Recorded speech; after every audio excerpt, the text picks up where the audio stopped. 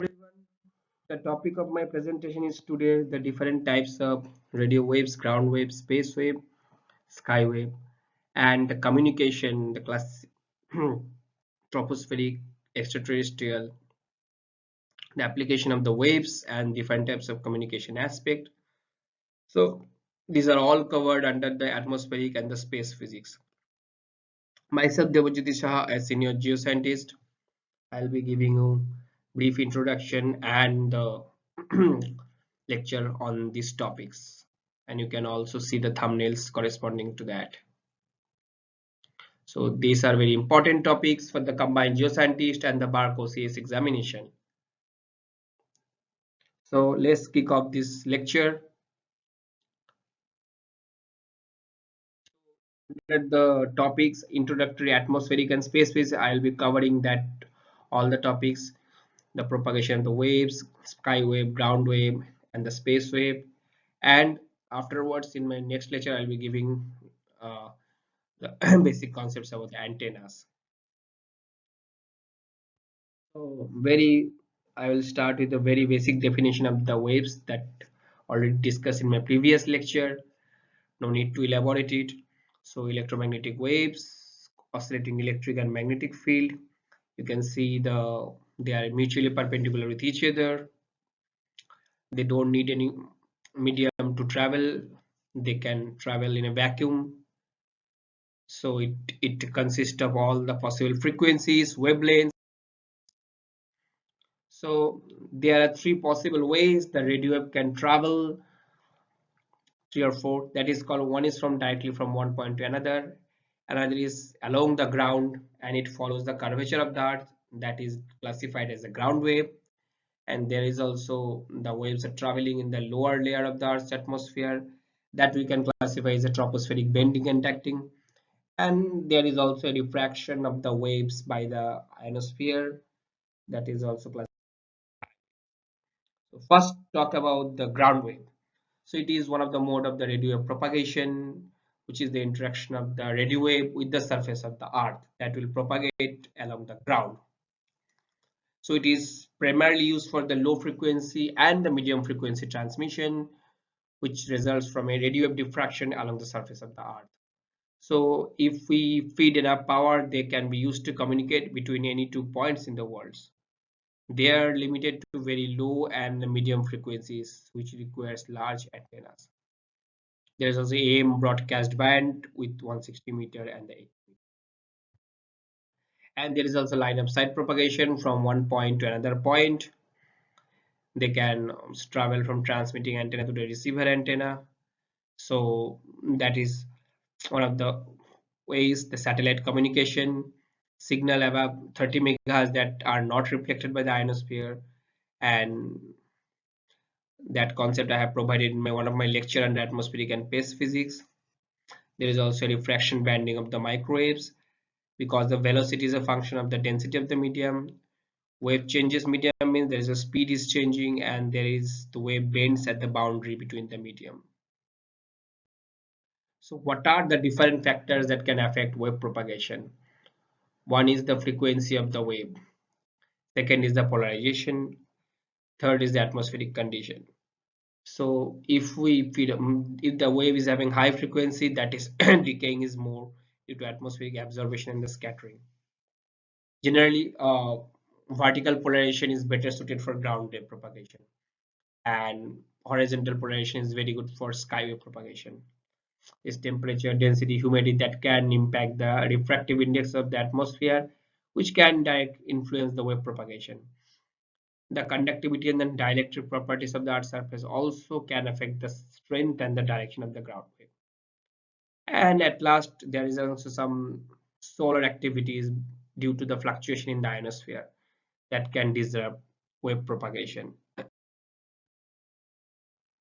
So pictorial representation of the ground wave propagation. There is also vertical antenna, vertical polarization, ground wave propagation. Our signal is diffracted along the surface of the earth. There's a transmitting station and there is also receiving stations. So as I already told, the vertical polarization more suited for ground wave propagation having longer wavelength and lower frequency. And this curved surface of the earth can diffract the lower frequency radio waves, and it can follows the curvature of the earth with several hundred miles or kilometer. So during the days at 1.8 megahertz, 3.5 megahertz, when the D region absorption that can make sky wave propagation impossible, that is the time the ground wave propagation is most prominent. Sorry, there is some. So this pictorial formation, you can see there is a different level of the ionosphere D, E, F1 and F2. So there is a transmitting station, the waves can transmit. Its frequency is less than the plasma frequency, then it can reflect back from, so they can hops back forth between the ionosphere and the surface of the earth, which can allow the propagation of the sky waves, and it helps in the communication process. So, and there is also ground wave propagation to the along the surface of. Now we'll move to space wave propagation. What is the space wave? It refers to the direct transmission of the radio signal and along the atmosphere. Importantly, they are unaffected by the ground or the ionospheric reflection. They can travel in a straight line, and most importantly, they are used for high frequency line of sight communication, which is linked to satellite links, microwave relay stations. They are not basically influenced by the surface of the earth or the ionosphere, just like sky waves. This allows for the high bandwidth transmission over long distance. But although they are not affected by the ionosphere, but they are susceptible to the atmospheric condition, that means scattering, there's a reflection, and this can affect the. Next is the troposcatter communication. The name defines it is utilizing the troposphere, which is the lowest level of the earth's surface. The technique is generally, it refers to the scattering of the radio wave of air, turbulent air masses and temperature inversion.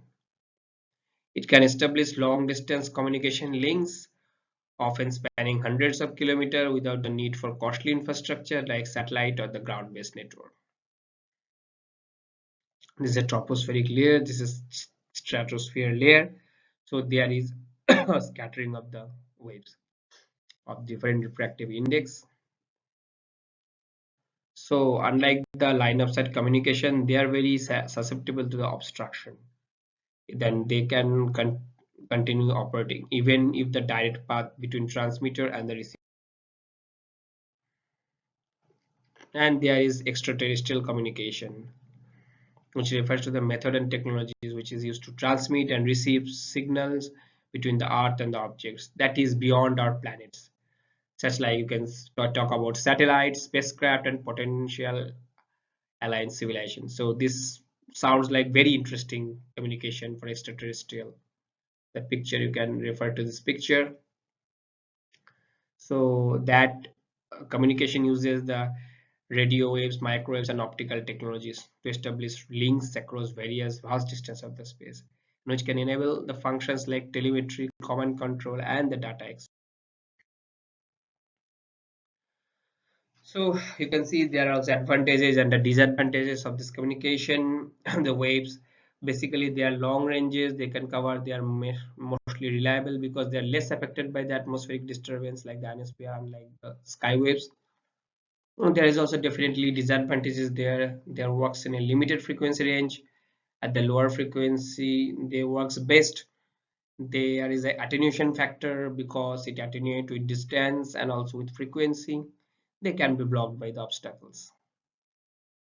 The long distance communication, skywave is used for military communication also, between ships, long range communication, ships, aircrafts, and ground station, and they can be used for navigation system like Omega and the Lawrence Sea.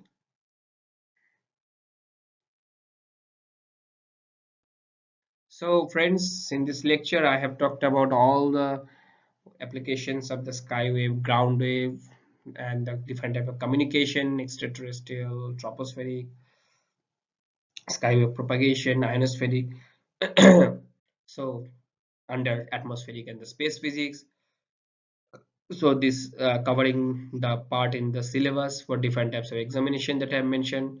So if you have liked this picture, please share, like, follow the and turn on the bell notification icon and subscribe to my channel.